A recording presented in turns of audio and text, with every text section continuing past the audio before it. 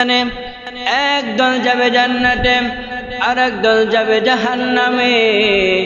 জান্নাতীরা জান্নাতে যাবে আর জাহান্নামীরা জাহান্নামে যাবে। এই জান্নাত আর জাহান্নামীদের মধ্যে কথোপকথন হবে। আল্লাহ রব্বুল আলামিন সে কথায় কোরআনে হাকিমের মধ্যে জানায় দেন, ফি জান্নাতি ইয়াতাসাআলুন আনিল মুজরিমিনা মা সালাকাকুম ফি সাকার। আল্লাহ রব্বুল আলামিন বলেন, হাশরের ময়দানে জান্নাতি আর জাহান্নামীদের মধ্যে কথোপকথন হবে। আনিল মুজরিমিন, তাদের পাপাচার সম্পর্কে, পাপ সম্পর্কে। জান্নাতীরা জাহান্নামীদেরকে ডাক দিয়া বলবে, কি ব্যাপার, আমরা একসাথে খেলাধুলা করেছি, একসাথে লেখাপড়া করেছি, একই গ্রামে বসবাস করেছি, একই মাঠে খেলাধুলা করেছি, কি ব্যাপার আজকে আমরা জান্নাতে আর তোমরা জাহান্নামে, কারণটা কি? আনিল মুজরিমিন, তাদের পাপ সম্পর্কে জিজ্ঞাসা করা হবে। মা সালাকাকুম ফি সাকার, কোন জিনিস তোমাদেরকে জাহান্নামে নিক্ষেপ করেছে? এই সমস্ত জাহান্নামীরা জান্নাতি ব্যক্তিদেরকে উত্তর দিবে, ক্বালু লাম নাকু মিনাল মুসাল্লিন, আমরা একসাথে লেখাপড়া করেছি, আমরা একসাথে খেলাধুলা করেছি, একই স্কুলে লেখাপড়া করেছি, একই গ্রামে বসবাস করেছি, একসাথে চলাফেরা করেছি, ঠিক আছে। লাম নাকু মিনাল মুসাল্লিন, আমরা নামাজি ছিলাম না। তোমরা খেলাধুলা করেছো, তোমরা স্কুলে লেখাপড়া করেছো, একই গ্রামে বসবাস করেছো, খেলাধুলা করেছো, যখন নামাজের সময় হয়তো তখন তোমরা নামাজ আদায় করতা। লাম নাকু মিনাল মুসাল্লিন, আমরা নামাজি ছিলাম না। অনেক মানুষদেরকে দেখবেন একসাথে চলাফেরা করে, একসাথে ওঠা বসা, সাইজ চলে বসা।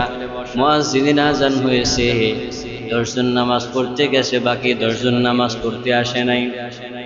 হাশরের ময়দানে এই সমস্ত মানুষগুলো আফসোস করবে, তারা বলবে, কি ব্যাপার, হায় হায়, একই গ্রামে বসবাস করেছি, একই সাথে চলাফেরা করেছি, একই মাঠে খেলাধুলা করেছি, একই স্কুলে লেখাপড়া করেছি, আজকে আমরা জাহান্নামে আর তোমরা জান্নাতে, কারণটা কি?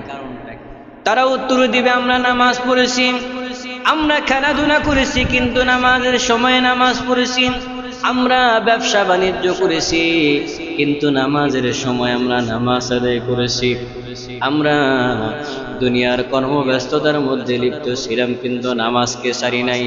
আর ওই সমস্ত জাহান্নামীরা, এই জাহান্নামীরা ডাক দিয়া বলবে, আমরা নামাজ আদায় করতাম না।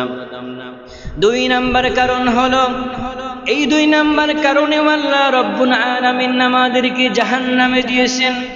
ওয়ালাম নাকু নুতি'মুল মিসকিন, আল্লাহ রব্বুল আলামিন আমাদেরকে মায়া করে, মোহাব্বত করে, ভালোবেসে পরীক্ষা করার জন্য সম্পদ দিয়েছেন।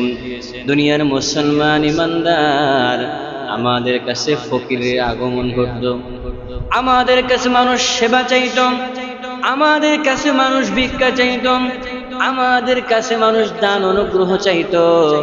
ওয়ালাম নাকু নুতি'মুল মিসকিন, আমরা মিসকিনদেরকে খাবার খাওয়াইতাম না, দান সদকা করতাম না।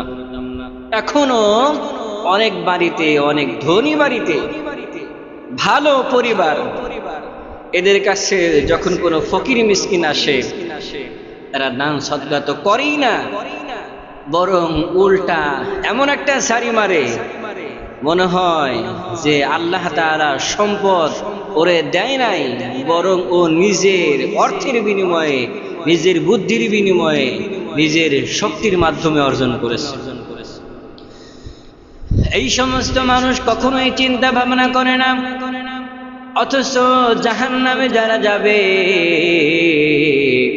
এই জাহান্নামে যাওয়ার অন্যতম কারণ হলো ফকির মিসকিনদেরকে খাবার না খাওয়ানো। আল্লাহ রব্বুল আলামিন আপনাকে সম্পদ দিয়েছেন, এই সম্পদের মধ্যে আপনার গরিবের হক রয়েছে।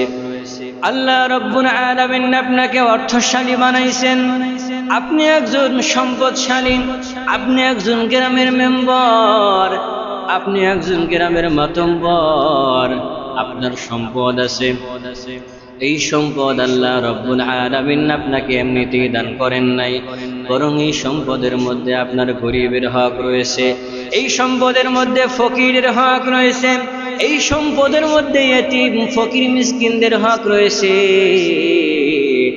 সুতরাং যার যার হক তার কাছে আপনাকে পৌঁছায় দেওয়া এটা আপনার দায়িত্ব। আপনি যদি মনে করেন যে না এটার মধ্যে হক নাই, তাহলে কাল কঠিন কিয়ামতের ময়দানে এই সম্পদ আপনাকে ধ্বংসন করবে।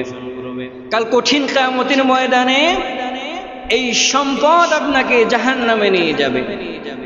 শুধু তাই নয়, কাল কঠিন কিয়ামতের ময়দানে, হাসরের ময়দানে এই সম্পদ, যেই সম্পদ আল্লাহ রব্বুল আলামিন আপনাকে দান করেছেন, এই সম্পদ যদি আপনি জায়গা মতো ব্যয় না করেন, মুসলমান ইমানদার, 1 নাম্বার হলো হালাল পথে উপার্জন করতে হবে, 2 নাম্বার হলো হালাল জায়গায় খরচ করতে হবে। হাসরের ময়দানে প্রশ্ন সমূহের মধ্যে 4টা প্রশ্ন বা 5টা প্রশ্নের উত্তর না দেওয়া পর্যন্ত আপনি ওই জায়গা থেকে 1 কদম সরতে পারবেন না, পা আপনি নড়াইতে পারবেন না। তার মধ্যে 2 নাম্বার হলো তোমাকে যে সম্পদ দেওয়া হয়েছিল এই সম্পদ তুমি কোন পথে উপার্জন করেছো, হালাল পথে নাকি হারাম পথে।